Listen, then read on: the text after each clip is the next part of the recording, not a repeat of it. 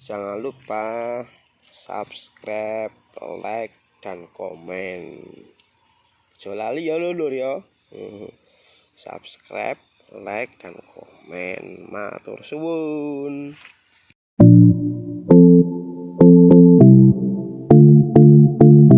Perlu diketahui agar Bapak Ibu sekalian dan para petani tidak kaget kalau misalnya tiba-tiba kok tanaman saya keluar bunganya nih. Harusnya kan keluar daun begitu ditanam, tapi kenapa keluar bunga? Kalau keluar bunga itu harus diapain gitu. Nah, jadi kalau misalnya nanti biasanya kan gini, pada saat awal musim hujan itu akan muncul dua, satu daun, satu bunga. Kadang-kadang ada tanaman yang banyak muncul bunganya. Itu artinya gini, itu artinya umbi yang kita tanam itu walaupun kecil ya, walaupun kecil, tetapi umurnya sudah lewat 2 tahun. Kadang-kadang 3 tahun baru keluar bunga. Nah, jadi setelah 3 tahun, hampir 90% akan keluar bunga. Nah, kalau keluar bunga nggak usah khawatir, potong saja bunganya, itu nanti akan muncul daun lagi, dan daunnya munculnya semakin besar, umbinya akan semakin besar. Kecuali kalau kita ingin memproduksi biji, kita biarkan bunganya besar, muncul bijinya, kemudian nanti bijinya kita panen, kita jual. Tetapi umbinya kalau sudah menghasilkan bunga tidak bisa dijual karena umbinya kempes. Terus caranya gimana? Ya biarin aja di kebun.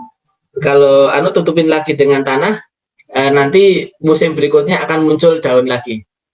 Nah, berikutnya lagi itu selang 2 tahun ya. Kalau sekarang daun, tahun depan muncul bunga. Nah, kalau bunganya kita potong, itu saat itu juga akan muncul daun. Jadi kalau sekarang muncul bunga nih, baru muncul, kita potong bunganya, nanti sebulan 2 bulan akan muncul daun.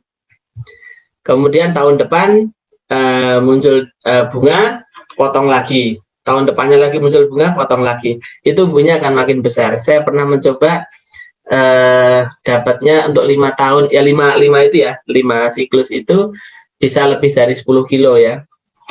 Nah, memang bobotnya semakin besar itu semakin aduhai ini Pak Irwan, tapi panennya ternyata untuk mabuk. Jadi dari kebun itu kan harus diangkutin satu-satu. Iya. Jadi kalau umbinya semakin besar, enak sih petaninya, pengolahnya juga seneng gitu. Dan yang menarik, itu porang, itu kalau umbinya kecil, umbinya sedang, umbinya besar, itu kandungan glukomananya mirip-mirip ya, nggak banyak beda. Nah, memang persoalannya adalah bagi pengolahan itu lebih senang kalau umbinya besar-besar, karena kalau ngupasnya gampang gitu. Nah, berikutnya yang penting juga untuk diketahui adalah kapan kita panen.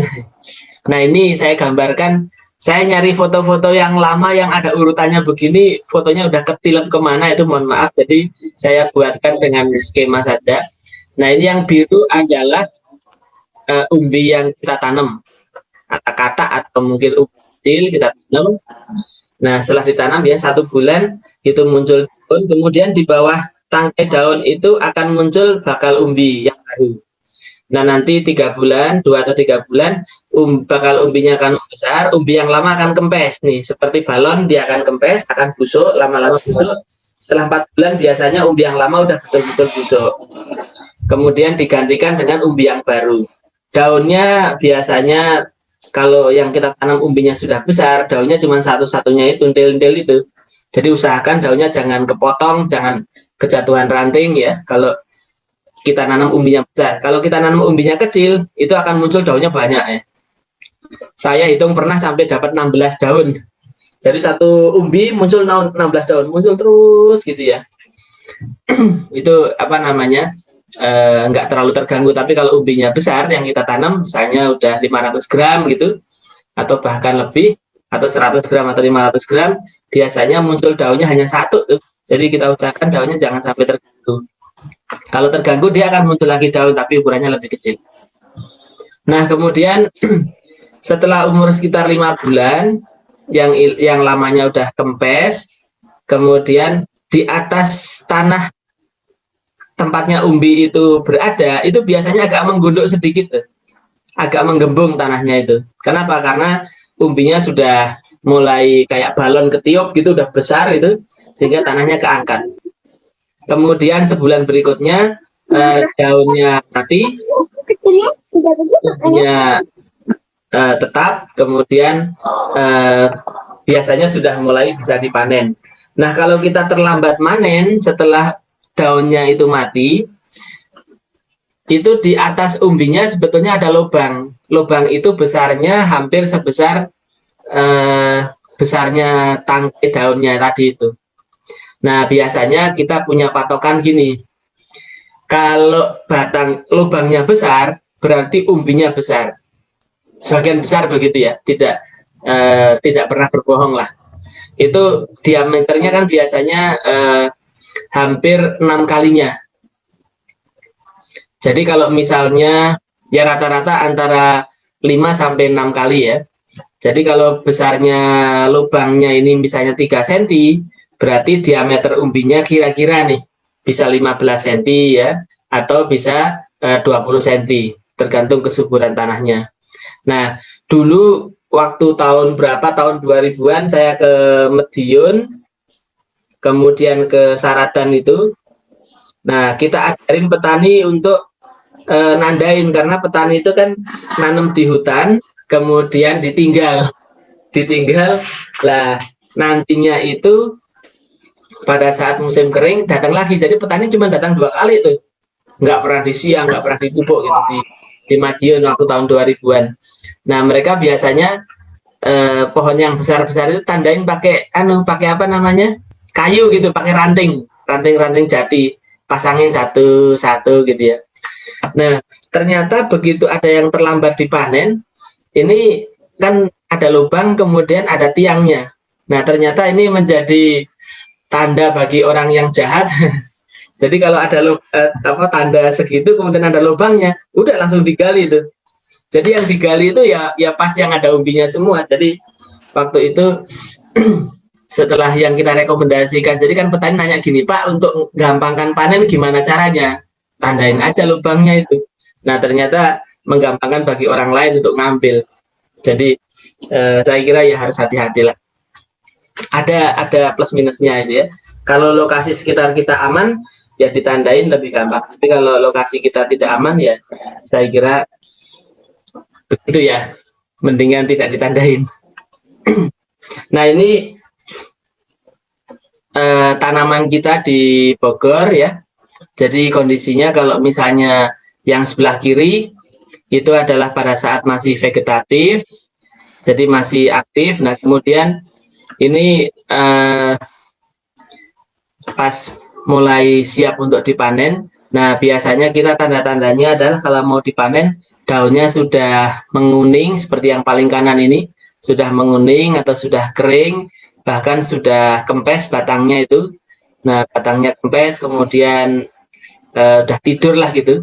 Ada juga yang sudah kering begini. Nah, ini sudah waktunya untuk dipanen. Nah, kadang-kadang begini, kalau kita terlambat nanam, kan biasanya nanam bulan September ya, September atau Agustus, September, Oktober kita nanam, kemudian dia akan tumbuh normal, bulan-bulan Maret, April sudah mulai panen. Apa yang terjadi kalau kita nanamnya baru Januari atau Februari? Kalau Januari, Februari baru kita tanam, nanti ketika masuk bulan April kering, misalnya, jadi tanaman porang kering 3 bulan, kering 4 sampai 3 sampai 4 minggu, itu umumnya dia akan langsung akan langsung dorman ya, akan mulai kuning.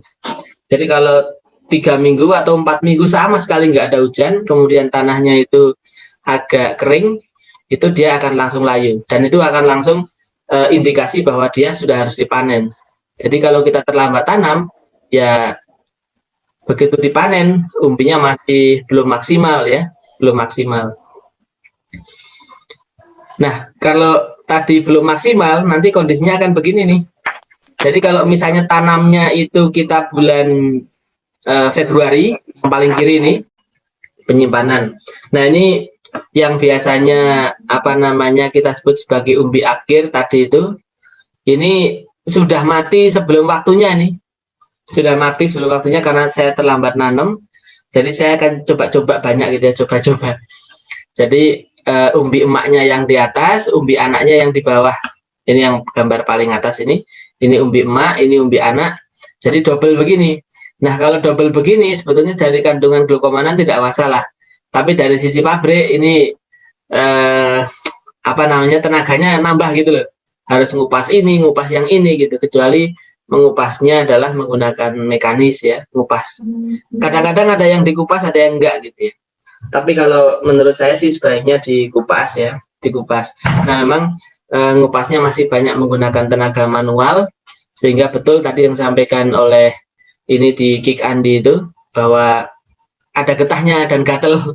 Oleh karena itu biasanya kita pakai sarung tangan. Saya punya partner orang Jepang, dia sangat alergi terhadap ini getah itu. Jadi dari tahun berapa ya?